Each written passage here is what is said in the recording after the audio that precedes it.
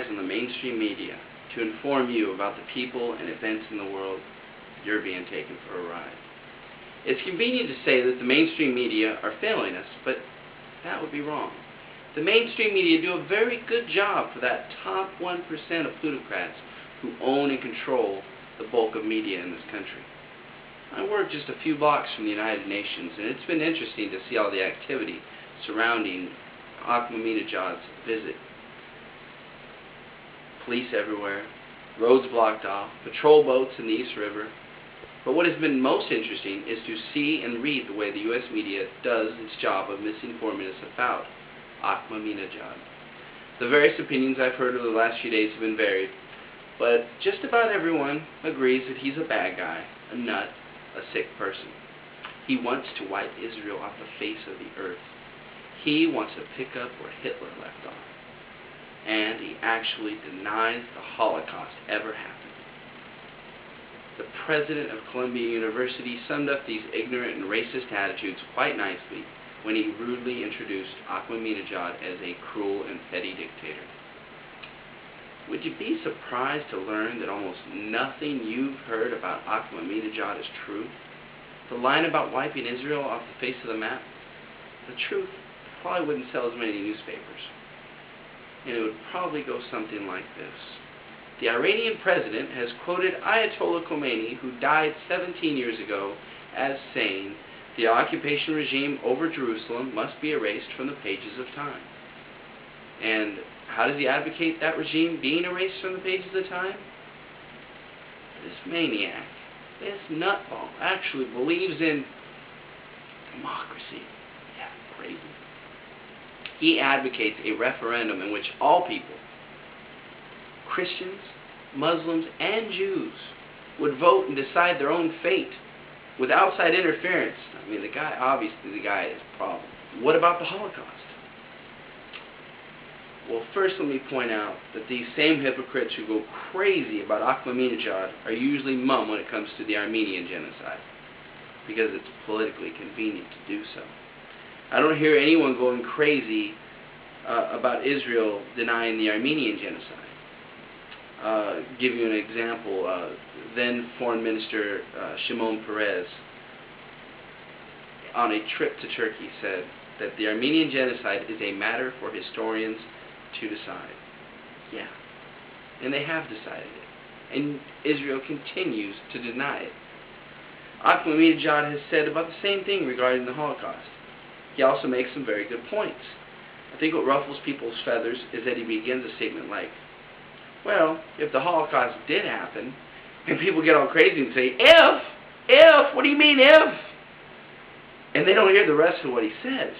He goes on to say that if the Holocaust really did happen, and Germans, and to a greater extent Europeans, are responsible for the murder of 6 million Jews, how exactly did the Palestinians fit into this equation?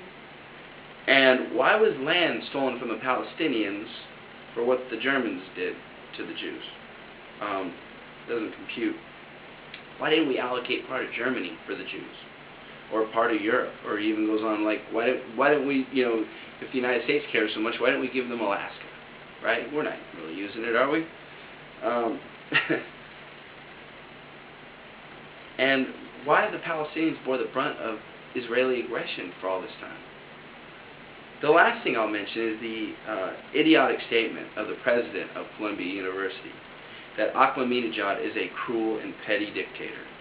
As one of my favorite bloggers at Left Eye on the News pointed out, one of Ahmadinejad's very first acts in office was to allow women to attend football games, what we call soccer.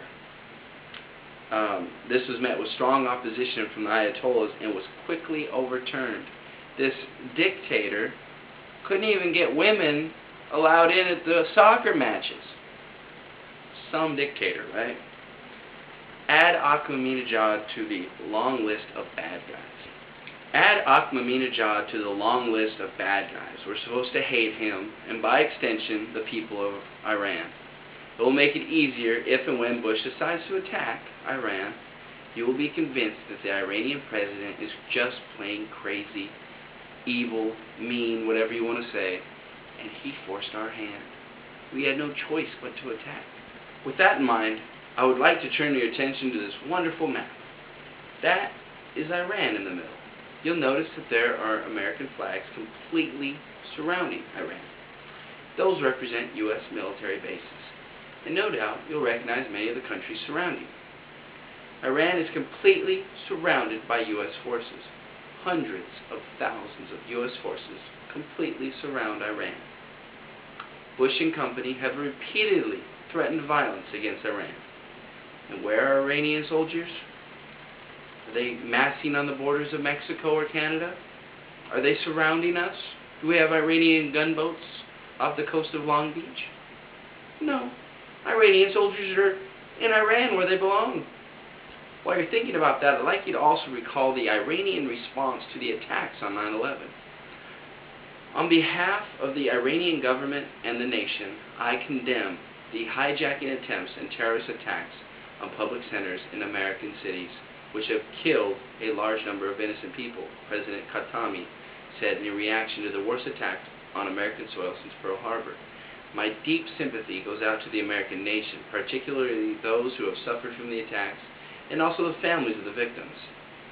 He said, noting terrorism is doomed and the international community should stem it and take effective measures in a bid to eradicate it. Khatami added that the Islamic Republic of Iran is treading a road to uproot terrorism, and to this end, he noted, it will spare no efforts. And it's also interesting to recall some of the stories that followed shortly after that kind of point to Iran's response to 9/11, something we do well to remember at this juncture. Iranians honor U.S. with a moment of silence, the New York Post. Khatami condemns terrorist attacks on U.S. targets, the People's Daily, Iran. U.S. calls Iran's response positive, the Economic Times. Terror attacks transform U.S. image in Iran's media, the Gulf News. Powell sees hope in Iran's serious response to attack, Reuters. Iran News deplores attack on major U.S. landmarks, Iran News.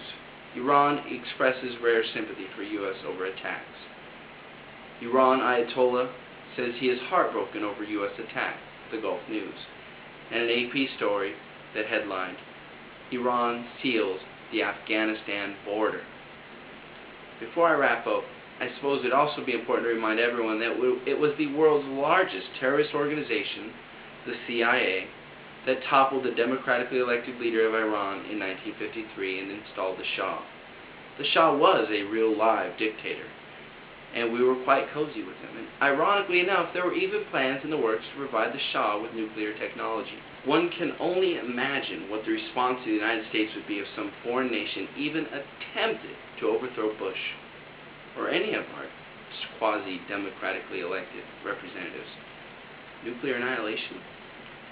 Lastly, Iran has every right to develop nuclear energy.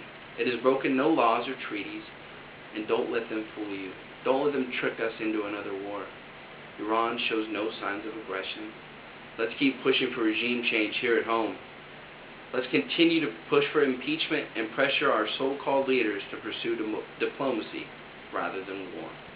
Let's give peace a chance.